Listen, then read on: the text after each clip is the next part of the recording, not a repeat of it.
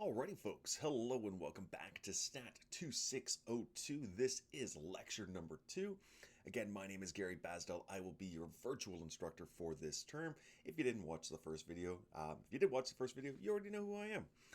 Alright, so in the first video, what we did is just a quick introduction to the course, what you need to know, how your grades are processed. So that's the three main components. That's your assignments. There's going to be 4 of them. There's going to be the midterm, and there's going to be the final exam. Again, midterm and final exam are in person. It's the only in-person thing that you really need to be here for. As I did say, there are weekly labs, which it's recommended you show up for, but there's no grades assigned to that. After that, we started to look at the software that we're going to be using throughout this term. That is the R, that's the programming language, and the software on top of that is the RStudio. Again, it was just a very brief introduction. We'll be playing around with it more as we go, and specifically in today's lecture as well. So today we're jumping into the material. We're going to start with experimental designs and analysis of variance. So this is module number 1. All right, so let's begin.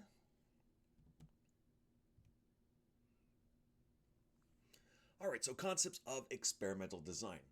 In many studies, we wish to investigate how a variable of interest, referred to as the response variable, is influenced by one or more factors. So for examples, let's suppose Doritos would like to know how their sales are affected by the bag design and advertising expenditure. So this is very much like what we were doing beforehand in Stat 2601 when we did our regression modeling, where we tried to basically model how our response variable, our y variable, is affected by other components. Now, what's different this time around is those other components that we were playing around with before in 2601, those were continuous numerical variables. Here, instead, we are talking about categorical variables. So things that, again, just have different levels, but there's no arithmetic that can be done or that makes sense in this sort of regard. They're just specific categories. So what are we looking to do here? We want to identify what is the response variable and what are the factors that are going to influence that. So as the question states, we want to know how sales are being affected by the bag design. So there might be multiple bag designs and advertising expenditure. So there might be a range of values that we want to be able to associate with that. So our response variable is the sales, and the factors that we're going to adjust to see how sales are affected are bag design and advertising expenditure.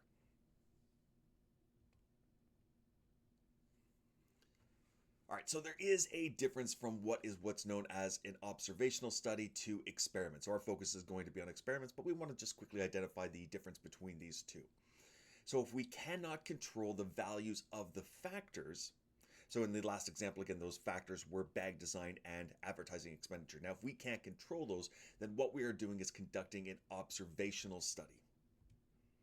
So for example, a real estate agent wants to help predict the selling price of a house based on its square footage, number of bedrooms, and number of bathrooms. So we have 3 factors, but in terms of trying to sell a house, we have no control over those. We can't adjust the square footage of a house, we can't increase the number of bathrooms, and we can't increase the number of bedrooms. So what we're going to do here is what would be an observational study, because again, we can't control those. Now, on the other hand, if we can control the values of our factors, then what we are doing is conducting an experiment. Again, that's going to be our focus here. So for example, and this is going to be the example that we're going to be playing around with for the rest of this, well, not this module, but this lesson. So lesson number 1 in the module here. A consumer group wishes to study how the brand of gasoline, so there's 3 different brands of gasoline, we have A, B, and C, affects the mileage. So we have a car, it's going to go a specific mileage, or it will go some mileage, and we want to know if we put brand A or brand B or brand C in, are we going to get a better mileage out of that car? So in this case, we can control which brand we are putting into the car. So this is in fact an experiment.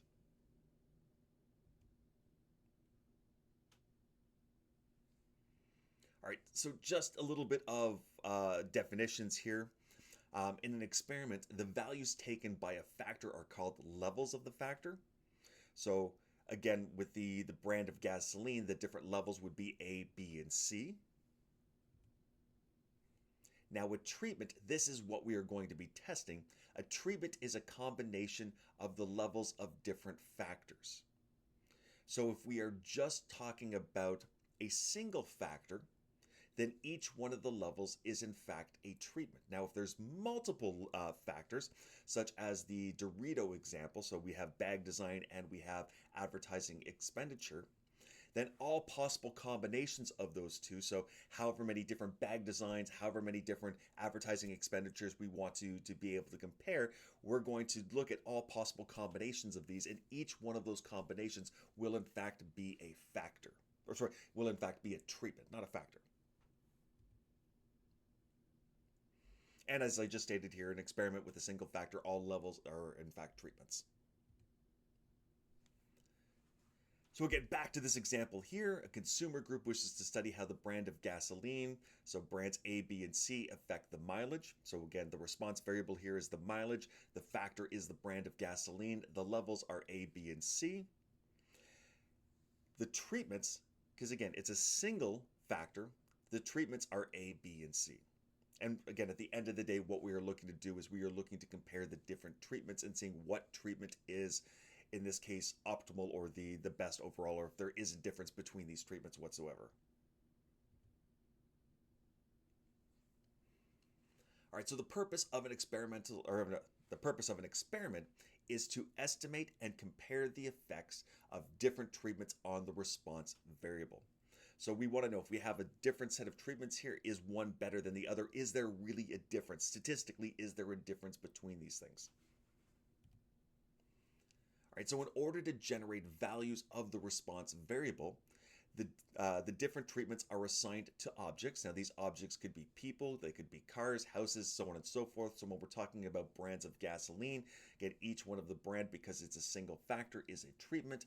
And we would assign each one of these treatments to an object. In this case, that object would be a car to be able to evaluate how many miles it does in fact get.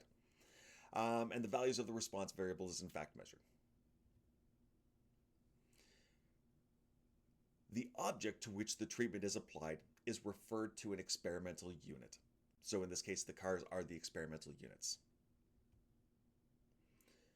When a treatment is applied to more than one experimental unit, the treatment is said to be replicated. All right, just a quick exercise here. So slightly different. Carleton University would like to know how the grades of an introductory statistics class are affected by the class format. So for class format, there's two options. There's live and online, and the term during which the course takes place. So it could take place in the fall, winter, or summer.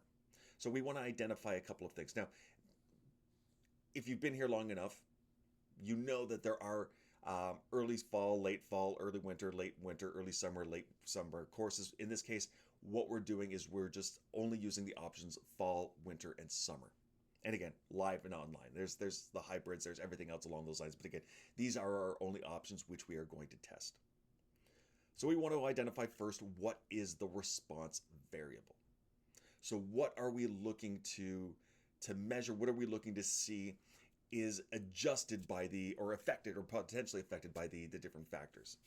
So from the question, and here we go, and of course my pen works this time, we want to know how the grades in an introductory statistics class, there we go, are affected by, again, class format and the term. So the response variable in this case, this is grades.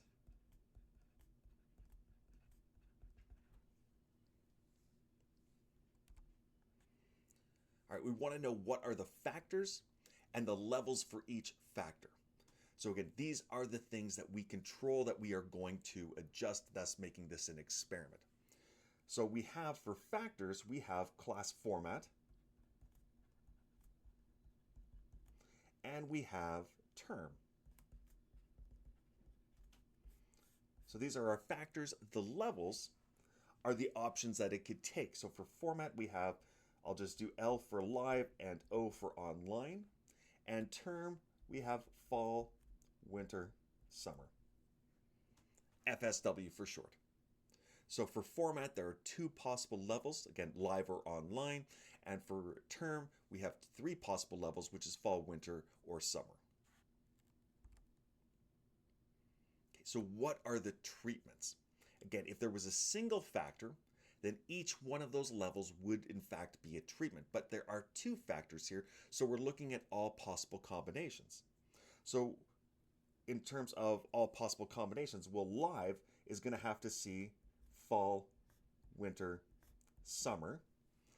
So three treatments are we'll do L and F for live and fall, LW for live and winter, LS for live and summer.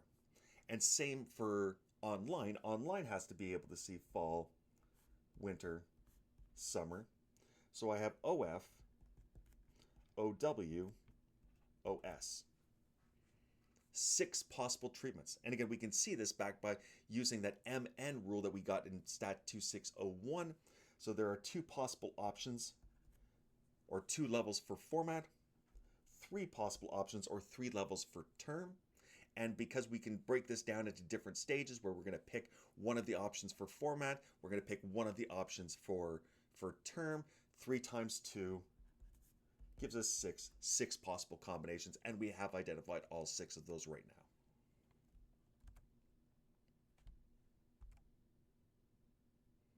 All right, so in this case, what are the experimental units? So this is what we are going to assign the treatments to. So in this case, what we're looking to do, because we want to see how the grades are affected, the experimental units in this case would be the students.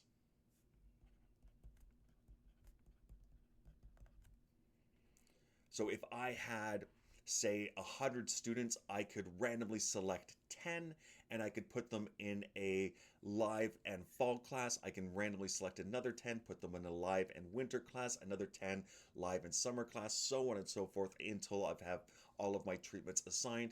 And then once we evaluate each one of these, we can say, well, what's the average of live fall? What's the average of live winter? What's the average of live summer? And then we can compare afterwards. All right, so that was it. So when creating an experiment, there's a couple of things that we do want to keep in mind. So when I was talking about the last example where I said, suppose we have 100 students and I'm going to randomly select 10. Well, why do we want to randomly select 10? Well, it's, again, in the setup of the design in itself. So what we're going to talk about here is what's known as a completely randomized design. So when the researcher controls the treatments and how they are assigned to the experimental units, so again, it could be the class format and the term, assigning that to the student. We say that this is a designed experiment, and it's being a designed experiment is being carried out. There we go. So a common experimental design is what is known, or one of the common experimental design is what's known as a completely randomized design, CRD for short. I will get this talking down. Again, I keep saying that. I will not. I'm sorry. You can speed through these ones. In which an independent sample or independent random sample of experimental units are assigned to each treatment. So exactly as I said before, if I have the 100 students, I can randomly select 10 and assign them to one of the treatments. A completely randomized design is primarily used when there is only a single factor of interest.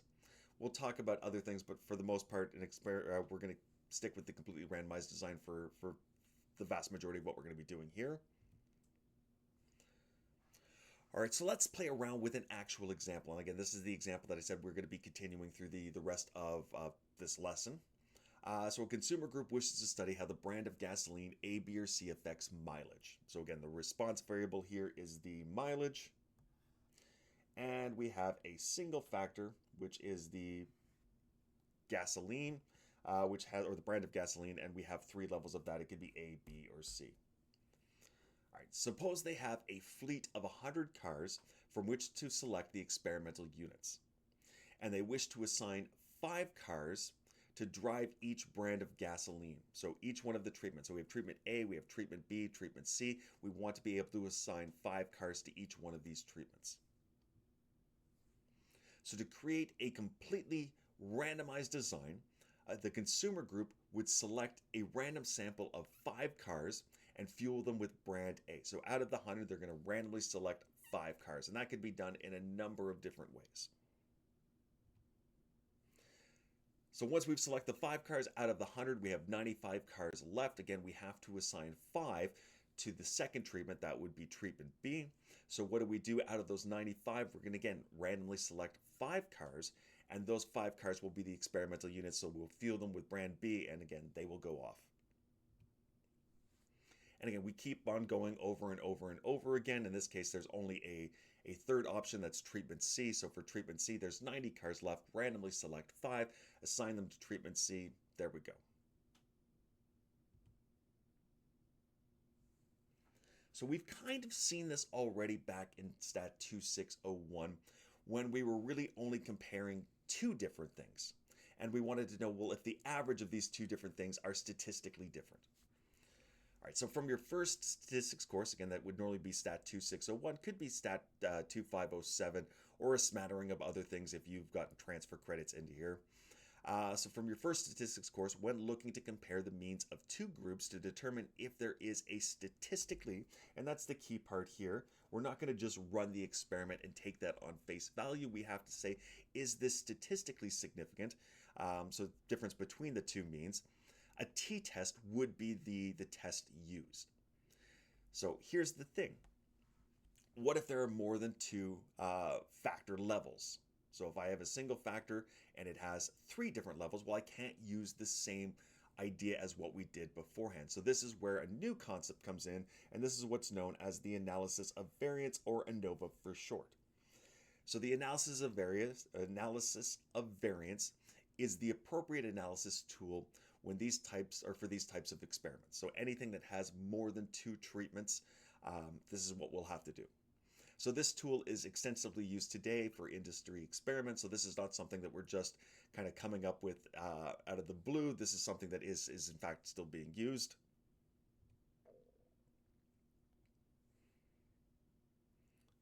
All right, so suppose we obtain values of the response variable. So we've ran the experiment, we've gotten the response back. So we've assigned 5 cars to brand A, 5 cars to brand B, 5 cars to brand C. We've run this experiment and we've gotten the values back. All right, so suppose we obtain the values of a response variable from a completely randomized design based upon P treatments, in our case 3 treatments, factor levels or groups. So for treatment I, and we'll index I starting at 1 going all the way up to the number of treatments, so in this case I would be 1, 2, or 3, we defined mu sub I and sigma sub I to be the mean and the standard deviation. So these are population parameters for those specific treatments. So same idea when we're dealing with Stat 2601, we have our population and we have our sample. And typically when we're gathering a sample, it's because we're trying to approximate or estimate what the population parameter actually is. We never really know what these are, but we're trying to make a good guess based upon that. So same idea here for each one of the treatments. Each treatment will have a mean. Each treatment will have a standard deviation. We don't know what these are in advance. We are going to try and estimate this by running the experiment. So mu sub I, sigma sub I to be the mean and the standard deviation of the population of all possible values of the response variable that could potentially be observed when assigning an experimental unit to treatment I. All right, so a one-way ANOVA is a hypothesis testing procedure that will allow us to estimate and compare the effects of these P treatments on the response variable by testing the following hypothesis. So our null hypothesis is, well, if we look at what the population parameter for the first treatment is, and the population parameter for the second treatment, for the third treatment, all the way up to the Pth treatment, so in our case for the brand of gasoline, that would be mu sub 1, mu sub 2, mu sub 3. Our null hypothesis is there are no difference between either of these. So for brands of gasoline, it doesn't matter if we're using A, B, and C. They are all going to act in exactly the same way on the response variable. Versus the alternative, H sub A, at least one of the means are different. So that's the key part, at least one. So if we're talking about, again, that brand of gasoline, if we run this test, all this test will tell us is there is a difference between one of the brands of gasoline. It's not going to tell us which one. We'll be able to look at different tools to be able to help us with that afterwards. But in terms of this test, we're just simply going to be able to say, at the end of the day, if we reject the null hypothesis and accept the alternative, is that at least one of the brands, so at least A, B, or C, is better than the other. So in terms of better than the other, we're getting more mileage out of that brand of gasoline.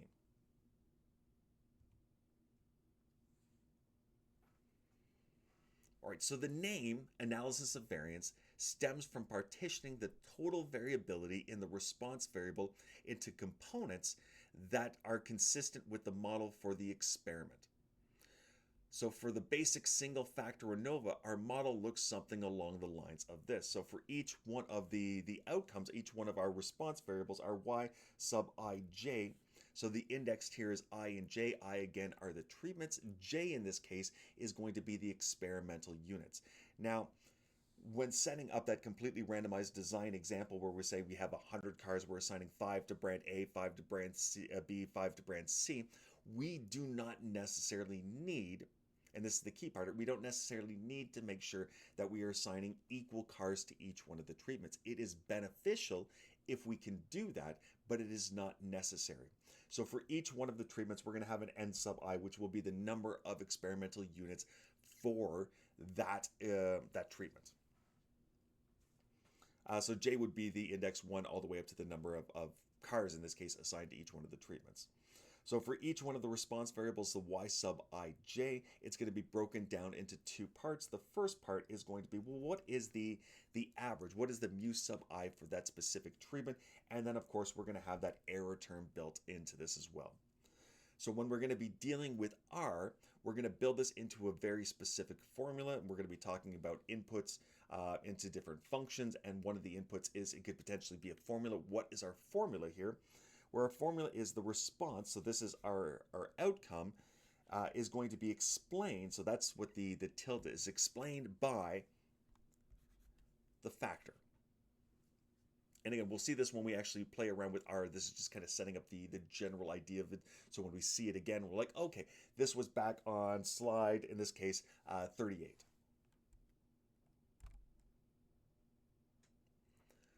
So just like a lot of things, there are some assumptions that we need to be able to satisfy in order for this experiment or the analysis of variance to hold true. So for a one-way ANOVA, and that's again what we're talking about, when one way we're talking about a single factor. So for a one-way ANOVA, to produce valid results, the following assumptions must be met.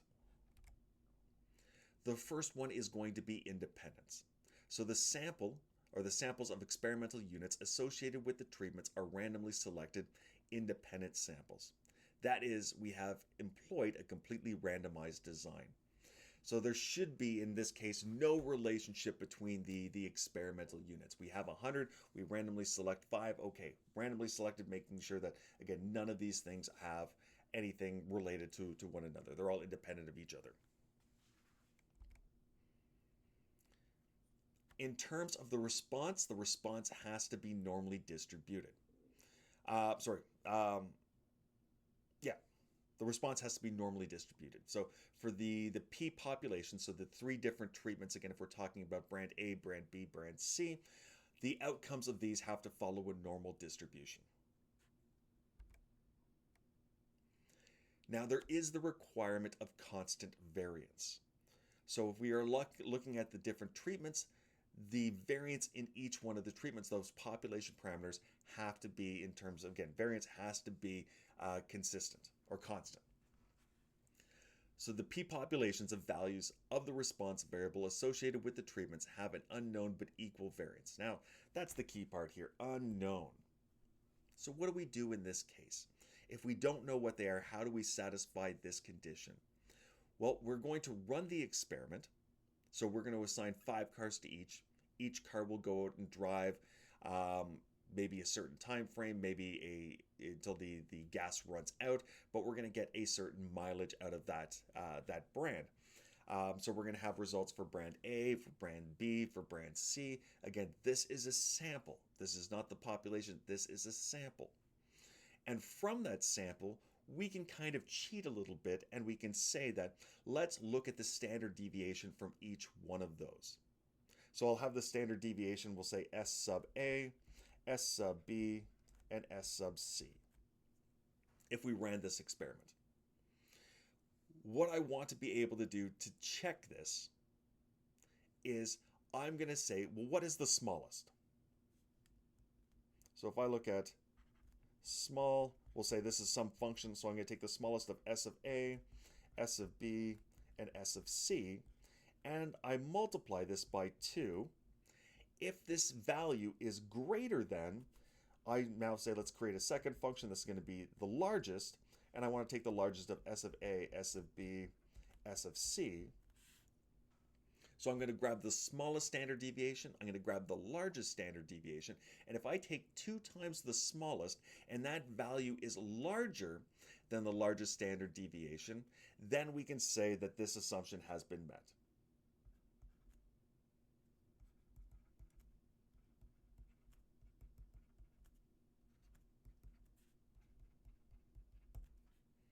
Okay. And even if this is violated in some small way, it's really not the end of the world. We can continue on, but ideally this is what we want to be able to satisfy. So again, if we run a completely randomized design, we have that condition of independence. Typically, we have that normal distribution in terms of the response for each one of the treatments, and we just need to check that constant variance by again, running the experiment and looking at the standard deviation for each one and taking 2 times the smallest. If that is greater than the largest, then we are good to go from there. All right, a little bit of notation here. Again, we've already seen this. So I is going to be the number of treatments. So we're going to index that starting at 1 going all the way up to P. N sub I, again, we've already seen this as well. So this is going to be the number of experimental units assigned to treatment I. X sub ij. I think I used y beforehand. We're just going to use x this time around. So x sub ij is going to be the response. If we run the experiment, this is going to be the outcomes that we get. So x sub ij would be if I was equal to 1, j was equal to 2. If we ran the experiment, that would be for treatment 1, car 2, what mileage do we get from that? Now for each one of the treatments, again, we can get an average for each treatment and we can get a standard deviation for each one of those treatments. And we're going to use these to help us estimate what the population parameters actually are. So x sub I, s sub I denote the average and the standard deviation of the sample of n sub I values in the response variable observed under treatment I. So these are for each one of the treatments. So these gives us, again, point estimates for mu sub I and sigma sub I. So again, this is what we're going to be using to approximate these values. So the mean and the standard deviation of the population parameter, we're using x sub I, s sub I to estimate those. All right, so let's get into the actual example in itself. So this is going to be exercise 2. A consumer group wishes to study how the brand of gasoline, so again, brand A, B, and C affects the mileage. Suppose they have a fleet of 100 cars from which to select the experimental units, and they wish to assign 5 cars to drive each brand of gasoline. So we've run the experiment, and this is the outcome that we get. So for treatment A, we have the 5 different outcomes. We have one car got 34 miles, 35, 34.3, 35.5, 35.8. So again, we have a sigma sub I, a sigma sub A, and a mu sub A. We don't know what these are. We're going to try and estimate this, and we can calculate what these point estimates are by looking at x bar sub A, and we can look at s sub A. For B, again, we have 5 cars. We have the outcome of those 5 cars. Again, we see in this column here, and we have exactly the same thing for C. And again, this has a mu sub or sigma sub B, and this has a mu sub B, and sigma sub C, mu sub C. And we'll go on the bottom here. X bar B, SB, X bar C, SC. There we go.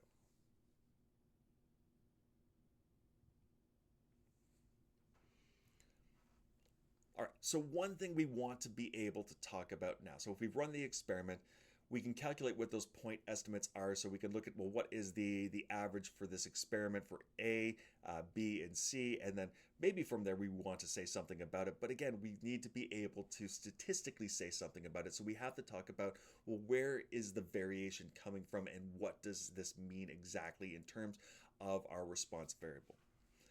So even if all the population treatment means are equal, so what we're saying here is even if the null hypothesis is in fact true, where it doesn't matter which brand of gasoline we use, if we're using A, B, or C, they are all equal to one another.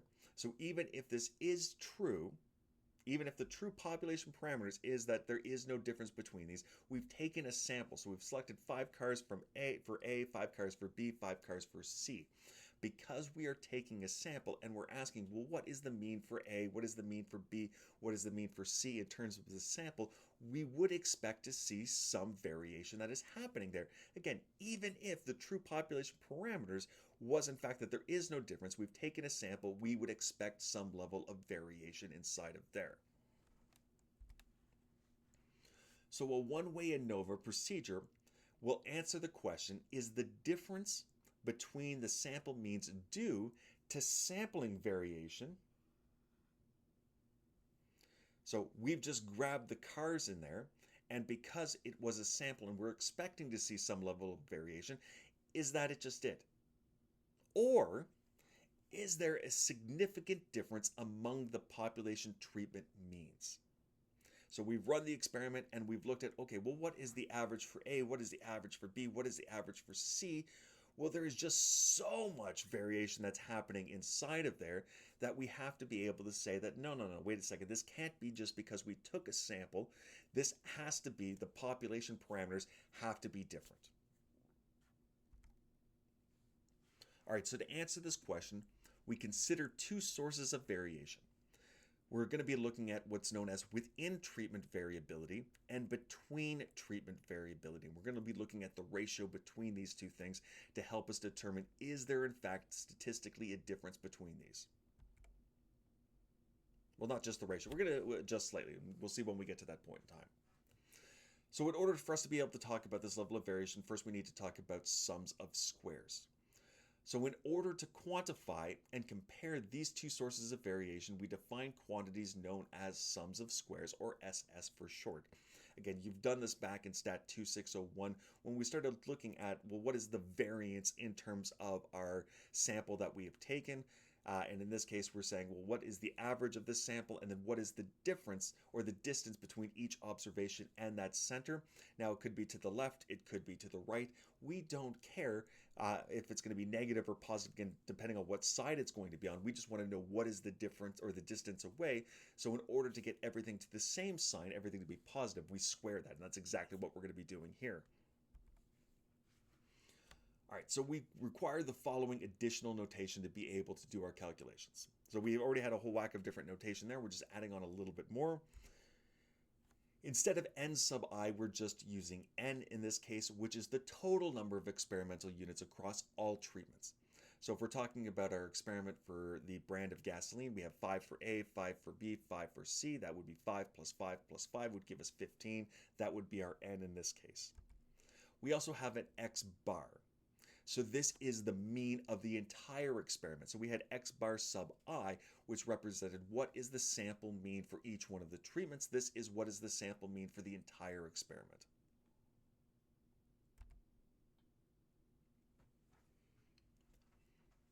All right, so we have the treatment sum of squares.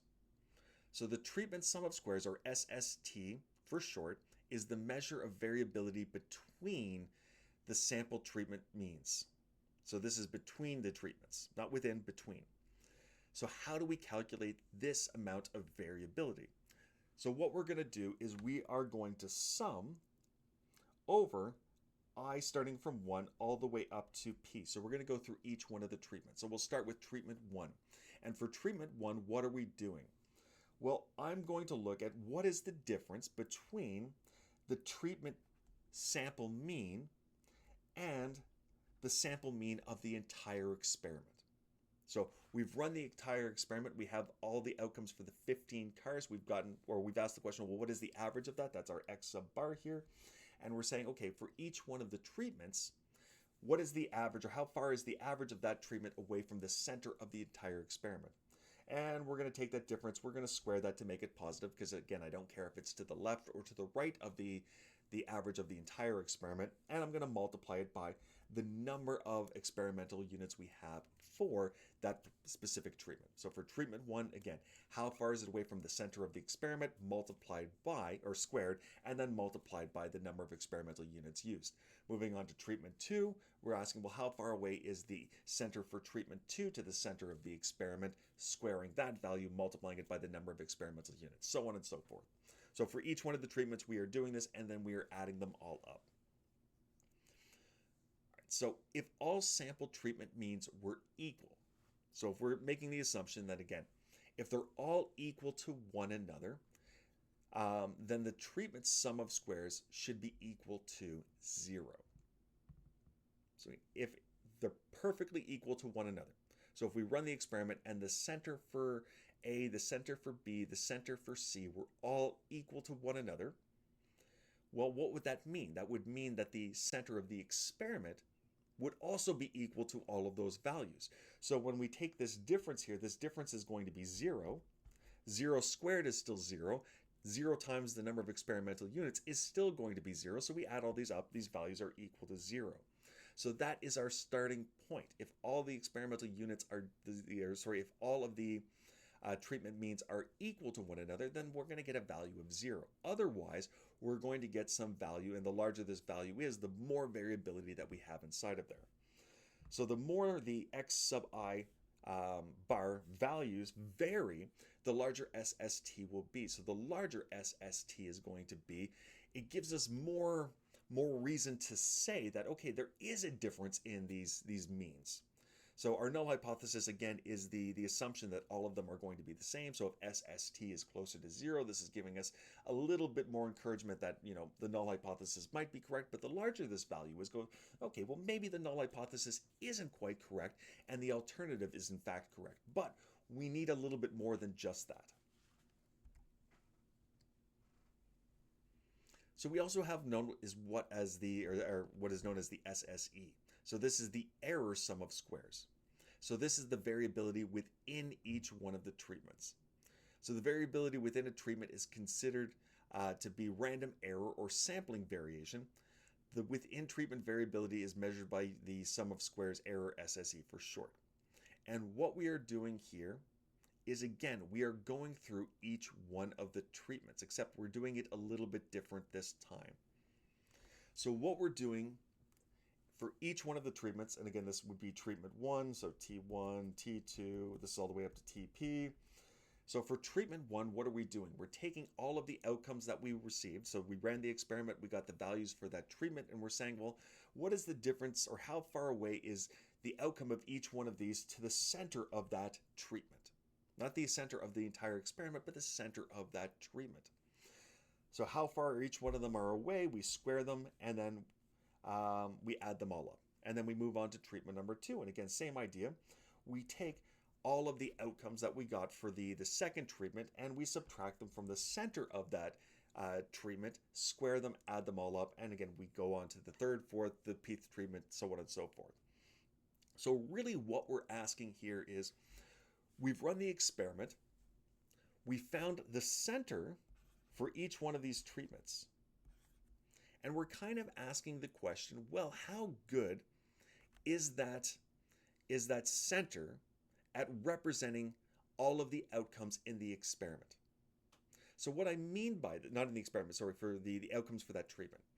So what I mean by this is I have a center. So let's say we ran the experiment and the average mileage for treatment A was 35 miles. Now, if the 5 values were really, really close to 35, that would represent, what that would say is that 35 is a good measure for where that center is going to be. Now, on the other hand, if the center was 35 and I had some values that were in the 20s, maybe some values that were in the 40s, well, maybe that 35 doesn't really accurately measure where the center is going to be because there's too much variation that happened in that experiment in itself. So if everything's really close together, that's a good thing because it's kind of telling us that no, this average for the center um, is a good approximation for the entire treatment. But if there's a lot of variation that's happening in there, it's like maybe it's not too good. So the larger the amount of variation, the larger SSE will be, the smaller that amount of variation. So the closer those are to the actual center, the smaller SSE is going to be. So the smaller SSE is going to be means, yeah, these point estimates for each one of the treatments are in fact good representatives for that treatment in itself. So if there were no variability within each one of the samples, the error sum of squares would be equal to 0. So again, the better that approximation is, SSE would be equal to 0. But the more variability within each one of the treatments, the larger SSE is going to be.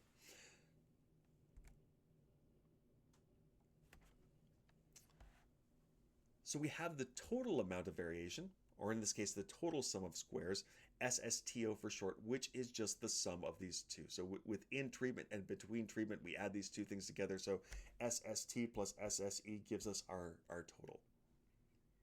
And our total is simply just calculating what is the sum, or SSTO, is equal to, we're going to sum from I is equal to 1 all the way up to P. So we're going to sum over each of the treatments. We're going to sum from J is equal to 1 over N sub I, each one of the experimental units, and we're taking X sub Ij minus X bar squared and adding them up. So we're basically calculating the variance the exact same way we were calculating the variance or the total variation when we were talking about a sample in Stat 2601. In this case, we're not dividing out by anything, but we're just calculating, well, what is the variance here? Or what is the total amount of distance away from the center? And this, if we break this apart, these two summations, what we get is actually the formula for the SST and for the SSE.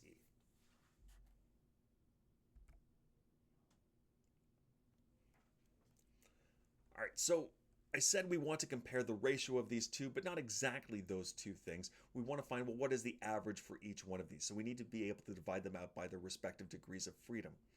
So for SST, the sum of squares for the treatments, well, there's a total of P treatments, so P minus 1 is going to be the degrees of freedom that we're going to use. So to calculate the mean of the sum of squares for the treatments, we're taking SST, dividing it by that P minus 1. Now, in terms of MSE, this is our error for the total of the experiment. So we have a total of N experimental units, but we have P treatments in total. So N minus P is going to be our degrees of freedom. So to calculate MSE, the mean for the sum of squares for the error, that is going to be SSE divided by N minus P. So I have the average for the treatments. I have the average for the error or within treatment variability. This allows us to compute our F statistic. So our F statistic is just the ratio of these two things, the MST divided by the MSE. So again, MST is the average of the between treatment variability. So again, on average, how far are these things away from the center of the experiment in itself? And MSE, again, is the average of the total of, well, how much variability is within each one of these treatments. So the way I kind of like to think about these things is, again, this MST tells us the average of how far everything is, or these treatments are away from the center. And MSE kind of tells us, well, how much can we trust these centers for each one of the treatments that we have in terms of, are they good representations of the entire experiment for that treatment in itself? So if H naught is true, if that null hypothesis is true, this ratio should be closer to 1. And if it's false, that ratio should be greater than 1. Now the question is, again, how much greater does it have to be in order for us to say there's enough evidence here to reject that null hypothesis and accept the alternative? So the larger the value of F, the stronger the evidence against H naught. And again, we have to outline our steps in this hypothesis test to be able to determine, well, when can we reject this null hypothesis?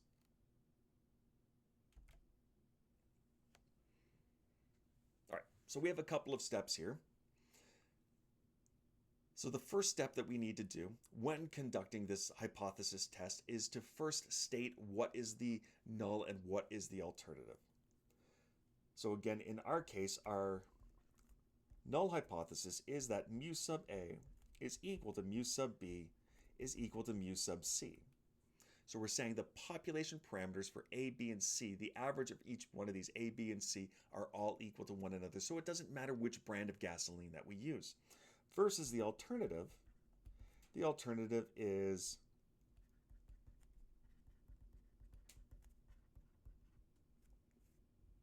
at least one. There we go. Usually this was set up to be an eraser, but I haven't set this up correctly, I guess.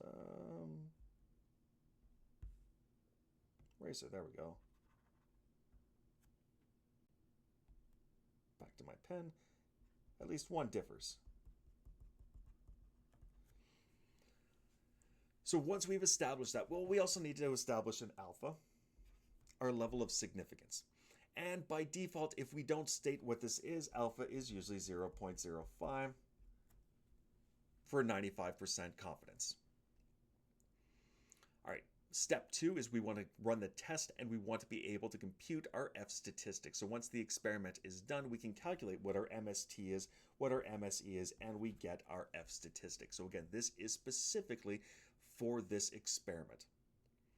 Then from there, we want to determine what the critical value is going to be. So the critical value is found, it's an F value, and it's found by looking at the following 3 things. It looks at our alpha, so what is our level of significance that we are playing around with? What is the degrees of freedom for the treatments, and what is the degrees of freedom for the error? So that's going to be our critical value. Now, when can we reject that null hypothesis? Well, if our F statistic that we calculated from the experiment is larger than that critical value, then we reject that null hypothesis and accept the alternative. Now, of course, same as we did back in Stat 2601, we could use the p-value to do exactly the same thing. So we can compute the p-value and ask, well, is the p-value small enough? And if the p-value is less than our alpha, we can also reject the null hypothesis. So again, how does this look? Well, when we look at this critical value, this is following an F distribution for specifically these parameters here, this p minus 1 and n minus p. So we're going to get something that looks kind of like this. And these are our F values here. So this is under the assumption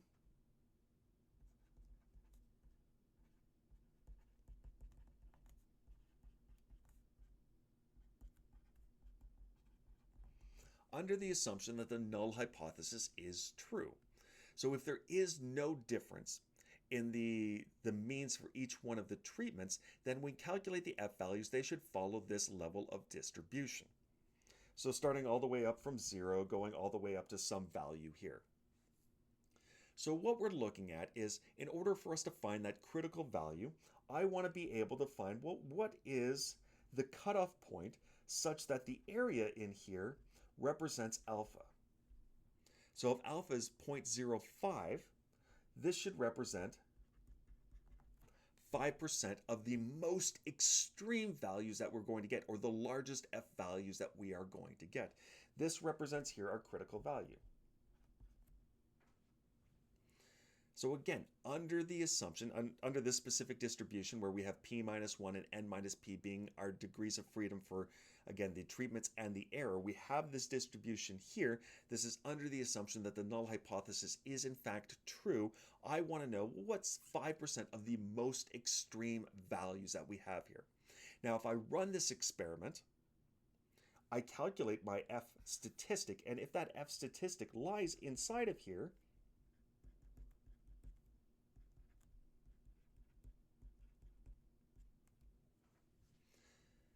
then one of 2 things could potentially happen. It could be the case that this just so happens to be one of the most extreme values that we are going to get in that 5% range. Or those values are so unlikely to happen that again, only 5% of the time we should ever see this.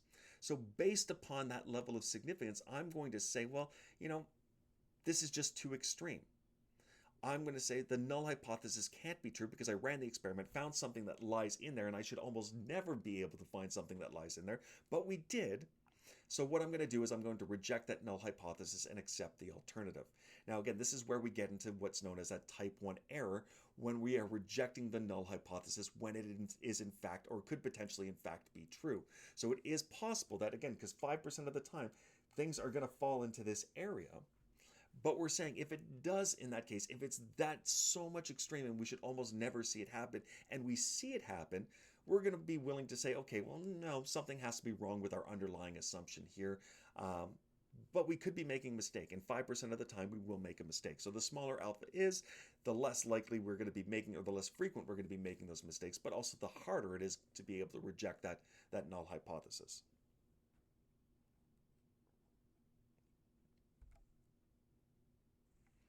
All right, so putting everything together, this gives us what's known as our ANOVA table. So when we're doing this inside of R, and the benefit for us doing it, we're not going to have to do all these calculations by hand because it takes time. It's a little bit of a pain. So what we do is we put this all into an ANOVA table. R does all the calculations for us, and then we can just read from the table in itself. So the table is set up in the first way. The following column is our total sources of variation. So as we said, it's broken down into two parts, our treatments and our errors. The next column represents the degrees of freedom. So P minus 1 for our treatments, N minus P for our errors. Of course, we have the totals for each one of these, but actually inside of R is not going to give us this. So I don't really care too much about this. When we're creating the table, we can, in fact, if we're doing it by hand, we could add this in, but R is not going to give us this last little bit here. Not that we need that last little bit anyway. The sum of squares for each one, so it gives us our SST, SSE, gives us our average of each one of these, so MST, so again, taking this and dividing it by this, dividing it by this, gives us MST, MSE, and the ratio of these two things gives us our F value. Now, what R is also going to do, it's also going to give us our P value for this. And what's our P value? It's what is the probability that we are going to see this F statistic. So when we ran the experiment, we calculated what our F statistic is. What is the probability that we are going to see that value of F or larger under the assumption that the null hypothesis is true? So again, if I go back to my picture that I had here beforehand, if we run the experiment and we say our P value is 0.001, 0.00, yeah. So 0.1% of the time we should see an F value of this or larger. Well, that's going to end us somewhere in the very far end of the tail. Well, if our alpha is that cutoff point for that 5%, well, that value is smaller than what our alpha is going to be. Because our alpha, in this case, again, 5% of the time we'll make a mistake. But if we have a probability that's a probability of 0.01, 0.1% of the time we should see an F value of this or larger. Well, that's smaller than the 5% mistake that we're going to be comfortable making. Thus, again, we can reject that null hypothesis. Whether I'm using the p-value, whether I'm using the critical value, again, these two things represent the same thing. We're just talking about it slightly differently.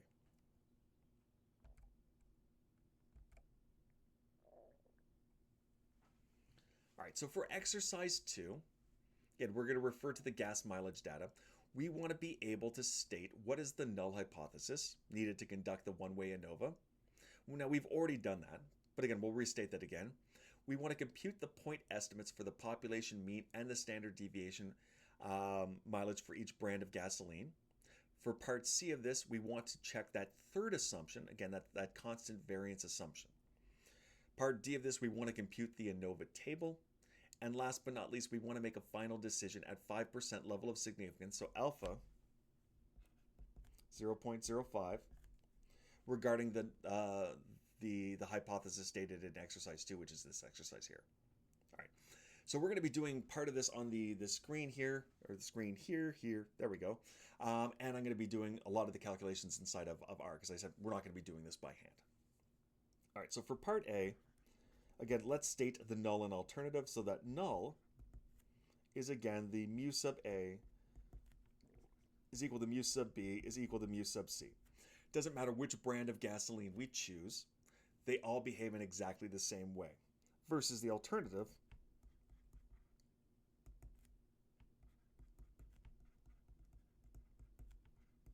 at least one differs. There we go. Now part B, I want to compute that point estimate for the population mean and the standard deviation. So what I'm looking to do for part B, I'm looking to find x bar A, SA, x bar B, SB, and x bar C, SC. All right, so let's go inside of R, and we're going to start doing some of these calculations.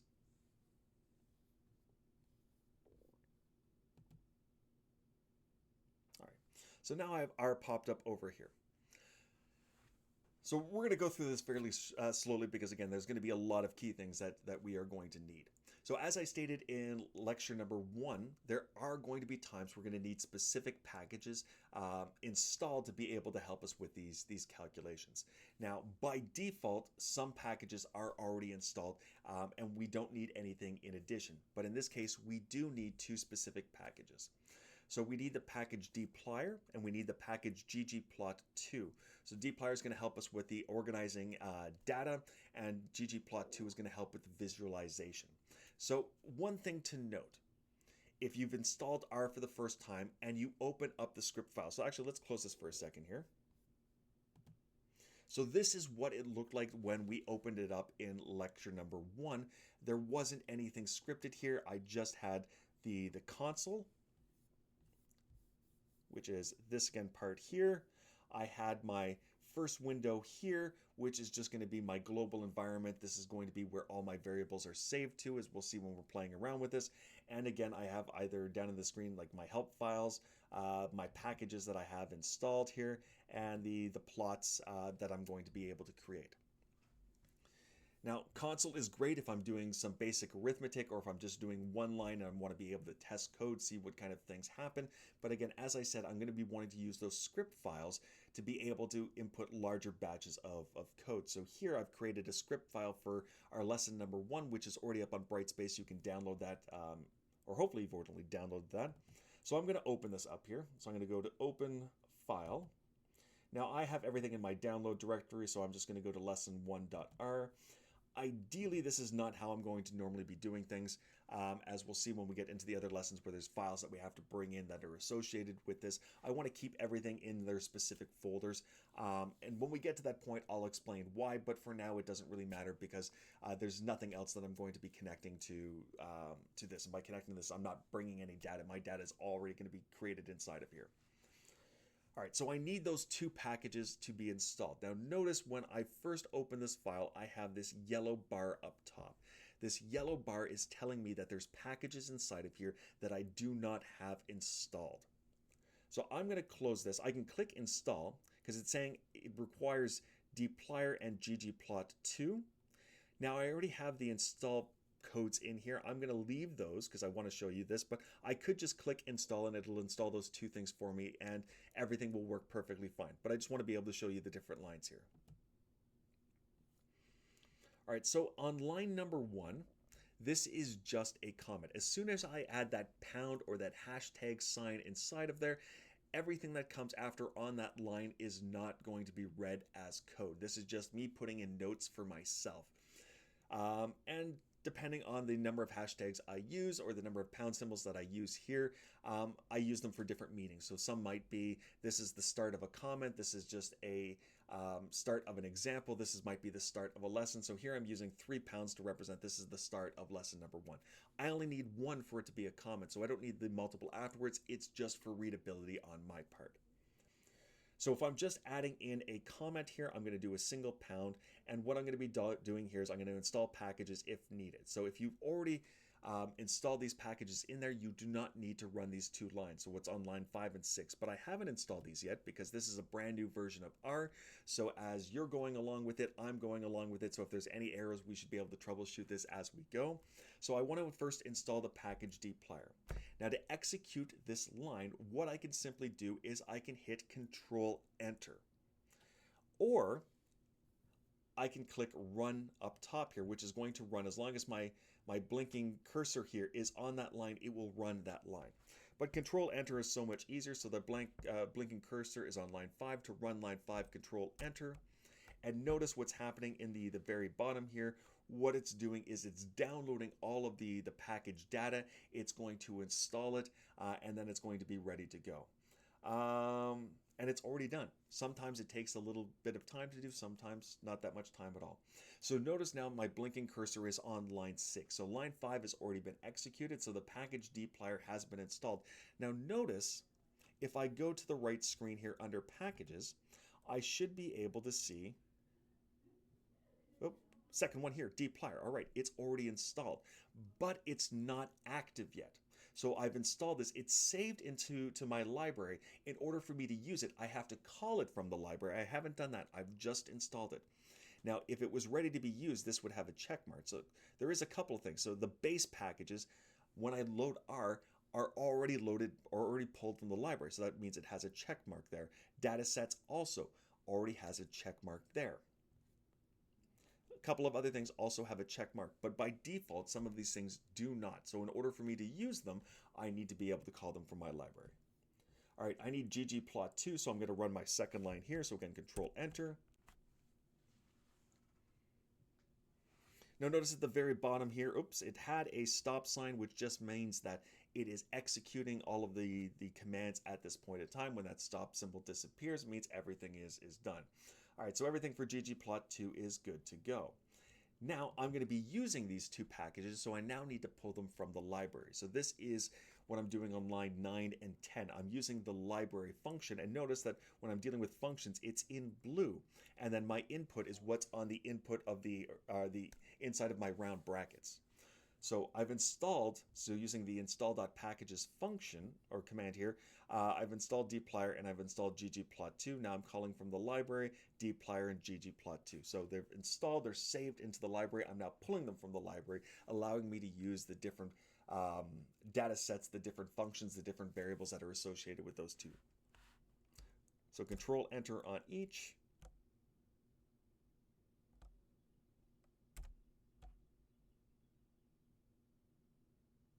There we go. Now, one thing to note, sometimes in the console or in the very bottom of the console, you'll see, so in this screen here, sometimes errors or warnings will in fact appear. When warnings appear, it's not the end of the world. Most of the times it's saying that this package was created under a different version of R. R is constantly being updated, so there's constant different versions of that. Sometimes a different version will cause an error with an older package. A lot of the times it's not an issue whatsoever because a lot of the more popular packages are also updated frequently when new versions of R are updated as well to make sure that there is no breaking of these sort of things. But if we have these personal packages that were made up a long time ago and not really kept updated because they were just used once for some project or something along those lines, that it might just so happen to be that that no longer works with the version of R that you're playing around with. All right. So what I want to do, what I'm looking to do is I'm looking to build the data from this experiment.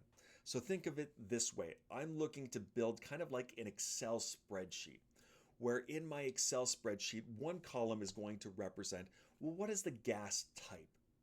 So I've run the experiment. I have 5 outcomes for A, 5 outcomes for B, 5 outcomes for C. For each of these 5 outcomes, again, for A, type A was used. For B, type B was used. For C, type C was used. So I'm going to have a column in my Excel sheet that's just going to be A 5 times, B 5 times, and C 5 times. Then the column next to that is going to be the results for each one of those treatments. So for one of the A's, I'm going to have the outcome for that. Well, another one of the A's, another outcome from that. For the fifth A, the outcome of that. Then I'm going to move on to B. So as I look at my rows is going to tell me what is my outcome, what is my treatment. So how do I build these? Well, in order to build these columns, and I'm going to build them columns first and put them all together, I'm going to build vectors. So what I have here is I want to create a vector, and I'm going to call that vector gas type. So how do I create a vector? I'm going to use this C function. And I'm going to say, and that C function is for combine. So I want to combine all of the following things. I want to combine 5 A's, 5 B's, and 5 C's. So it's going to make a vector, which is going to be A, B 5 times, C 5 times. Now,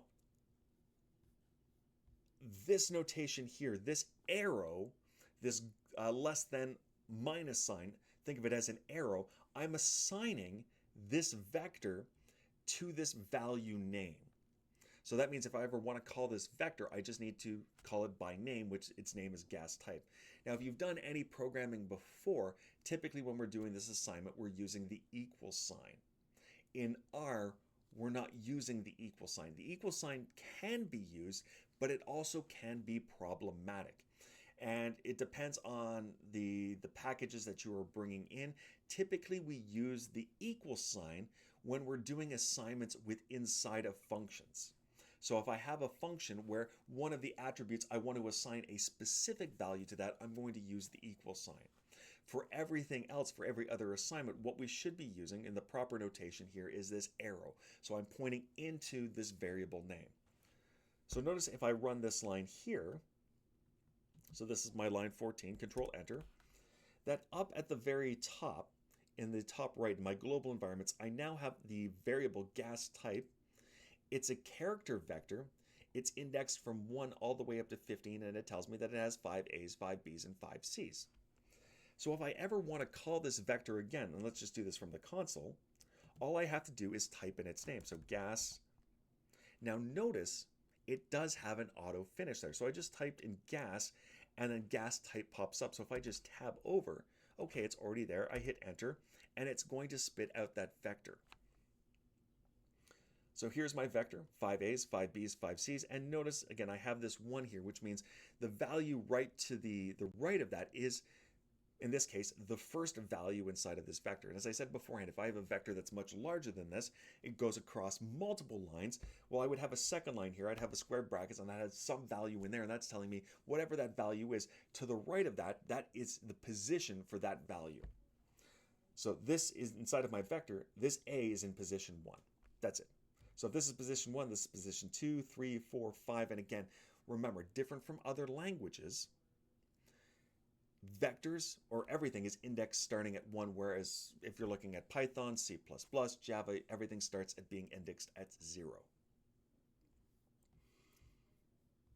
All right, so I'm going to do the same thing. Now I'm going to create a vector and I'm going to assign the value. So if we go back to the chart, if I look at my first column there, that's my 5 outcomes for gas type A. That's my 34, 35, 34.3, 35.5, 35.8. So those are my first 5 values, which again, if I look at row-wise, is going to line up with the 5 values of A. And then again, for my B, for my C, same on and so forth. So Control Enter. Notice up top again, in my global variables, values is in there. Now this is a numerical value, and starting at 1 all the way up to 15, and it has all the values inside of there. And if I wanted to call this again, all I would have to do is call it by name, its name, values. All right. One thing I want to change here, and it's just a kind of fundamental change. It doesn't change my vector in itself, but this is for gas type. So gas type right now is a character vector. When I am running an experimental design, remember what we are doing here is we are testing different levels of an input. So of one of the factors, we're testing different levels. This is a categorical variable.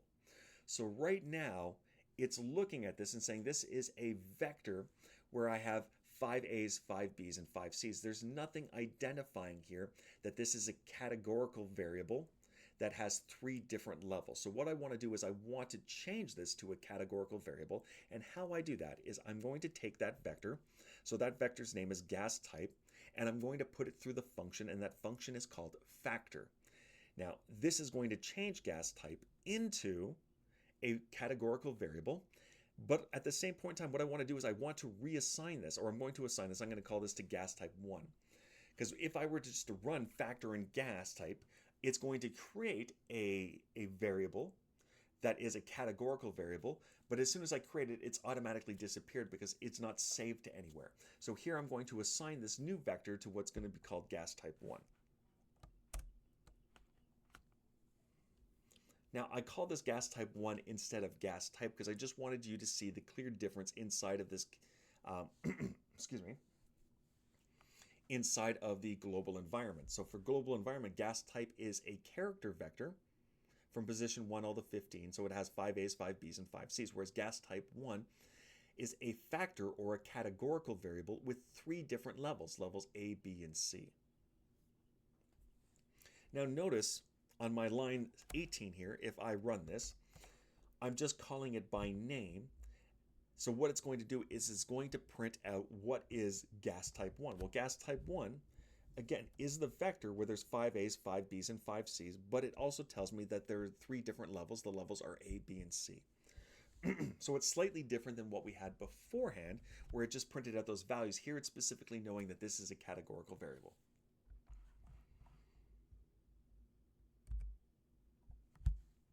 All right, so now what I want to do is I want to build kind of that Excel spreadsheet sort of format here. But it's not an Excel spreadsheet. What it's called inside of R is a data frame. So a data frame has multiple columns, same as in Excel. Each column could take on a different variable type. So one could be a number, one could be a letter or a word. Perfectly fine. But what's different about a data frame versus Excel, in Excel, I could have, say, 20 values in my first column and only 3 values in my second column, and that's perfectly fine. But in here, a data frame, the number of entries in every single vector has to be exactly the same. So in this case, for my first vector, my gas type, it has 15 values inside of there, so 5 A's, 5 B's, and 5 C's. For my values vector, that also has 15 outcomes because we ran the experiment on 5 different cars for each gas type, so 15 outcomes in total. So these two things are going to match up. So how do I create the data frame? Well, I'm using the data.frame function here, and my input is my different rows, so my different columns. Now, for my first column, I'm calling this gas type. And what I'm doing here is, again, I'm just changing gas type into a categorical variable by running that factor function. Here I called it and I assigned it to gas type 1 because I really wanted to show you the difference of it. But here I'm changing that gas type because gas type is still a character vector. I'm taking it and creating a categorical variable, and I'm assigning to it.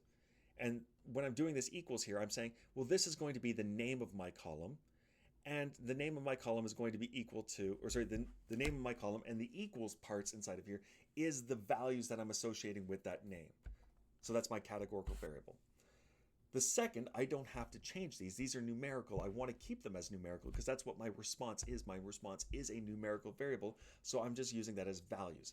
So what this is going to do, I'm inputting that vector there. By default, if I'm not associating the name is the value or the name of the vector in itself. Now I'm assigning this data frame to a variable called data. And if I print data to the console, that's my line 23, notice I have something here with 2 columns. So first column is gas type, second column values. So I have my 5 A's, my 5 B's, my 5 C's, and my second column is all the values that are associated to this. Now I also have, on the very far left corner here, I have the row index. Now this is not a column, this just happens with the output here, but this is telling me for row 1 I have A and 34. So for treatment A, this is one of the outcomes that I have. For my second experiment, my treatment was A, and this is the outcome that I had for that one, so on and so forth.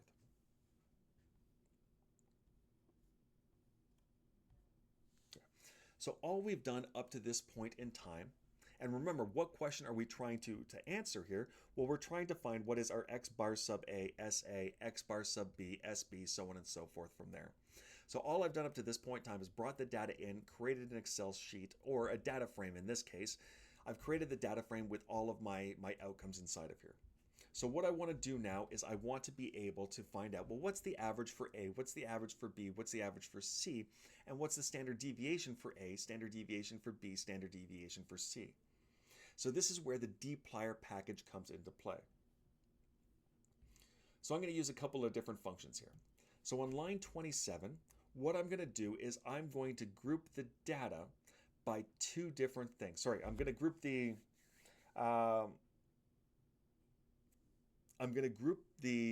data frame that I've just created, so that Excel spreadsheet, I'm going to group that data frame by one specific property.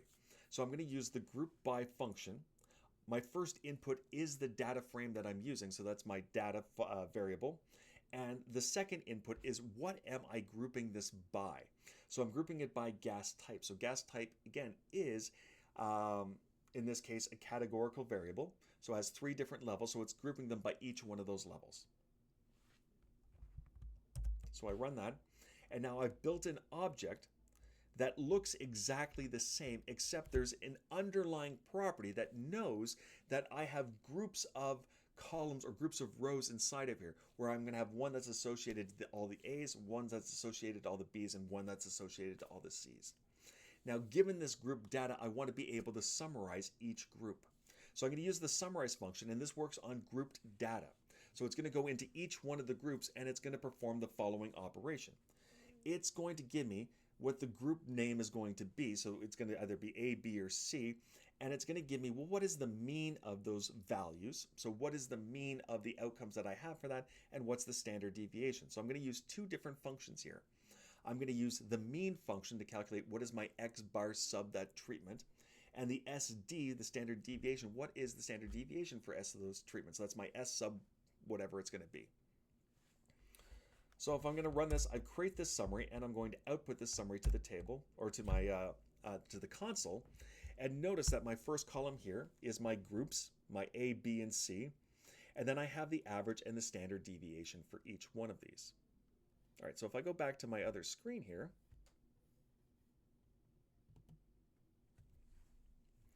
so this tells me my X bar sub A is 34.9, and its standard deviation is 0.766. X bar sub B is 36.6. Its standard deviation, 0.850. X bar C is 34.0, and its standard deviation, 0.835. All right, so we've done A, we've done B. Now for C, we want to check that third assumption. So this is where I take the smallest standard deviation. So my smallest standard deviation is my S sub A, and my largest standard deviation, which is my S sub B, and I ask, so this is part C, is S sub A times 2 greater than S sub B?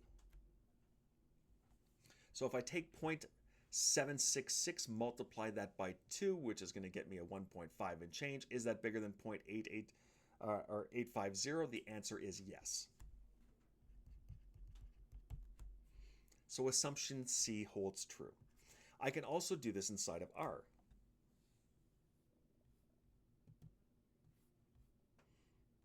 So on line 35, I'm going to use the min and I'm going to use the max function. Okay. So my data underscore grouped underscore summary, this is where I saved this table to down below here. So I want values coming out of that third column. So my first column is my ABC, my second column is the means, my third column is the standard deviations. So I'm asking for my third column of my data underscore group underscore summary, so these are all my standard deviations, what is the smallest? So I'm looking using that min function. Same idea using the max function, what is the largest? So I'm going to take 2 times that, and I'm asking the question, is this larger than the maximum? And this should also return true. And it does. So true, that statement holds true. So again, part C, perfectly fine.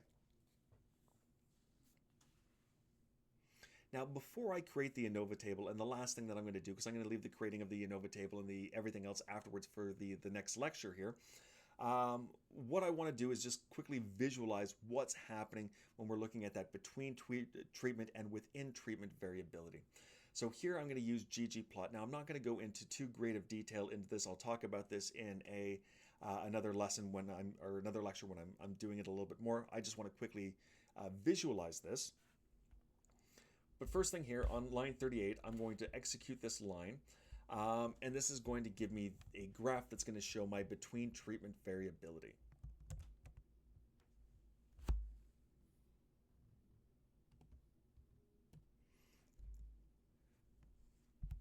All right, so remember, the between treatment variability looks at, well, what is the center of my experiment? If I took all of the 15 values, what is their average? That's my big black dot right there.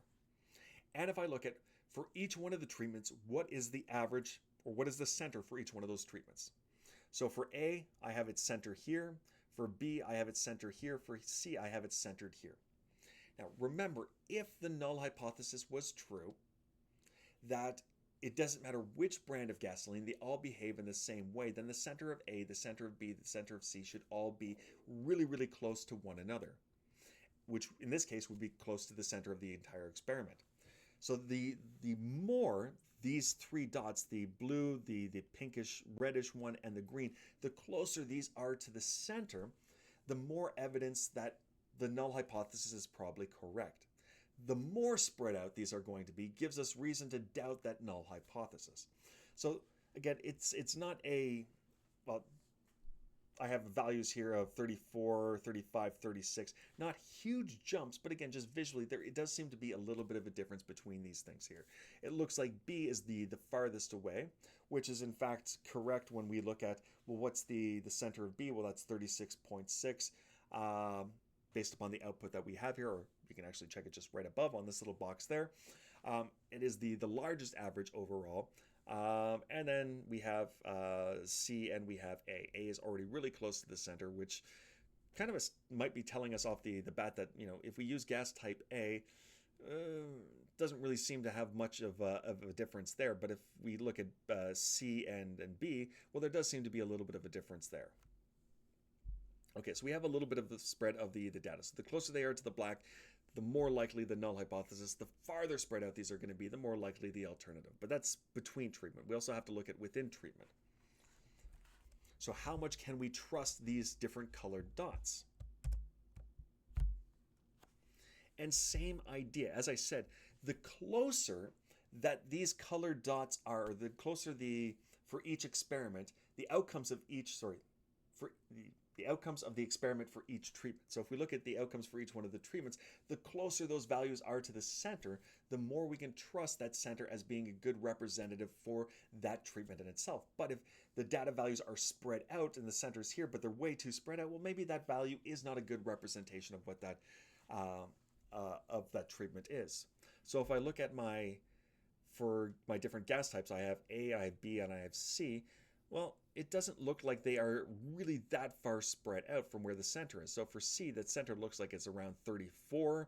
I have values between 33 and 35. So is 34 a good estimate for that treatment? Well, probably. In terms of mileage, it's 1 mile to the left, 1 mile to the right. That's not too bad. For B, again, same sort of an idea. We have about a 35.5 is the center. 36.5 is kind of the center. We have just under 35.5, and we have just over 37.5. So a little bit more spread with B.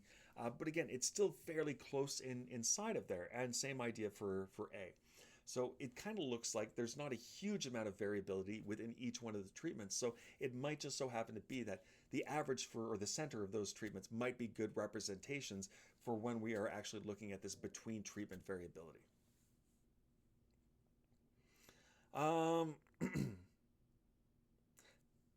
Yeah, that already puts us at the hour and 25-minute mark, so this would be a normal class. This is where we'd be ending. So before I go in and answer the questions, part D and part E of this, we'll begin that in the next lecture. We'll be answering, let's compute the ANOVA table, and then we'll determine whether or not we accept if we reject the null hypothesis or we fail to reject the null hypothesis. So we'll see you back here on lecture number 3. All right, until then, folks.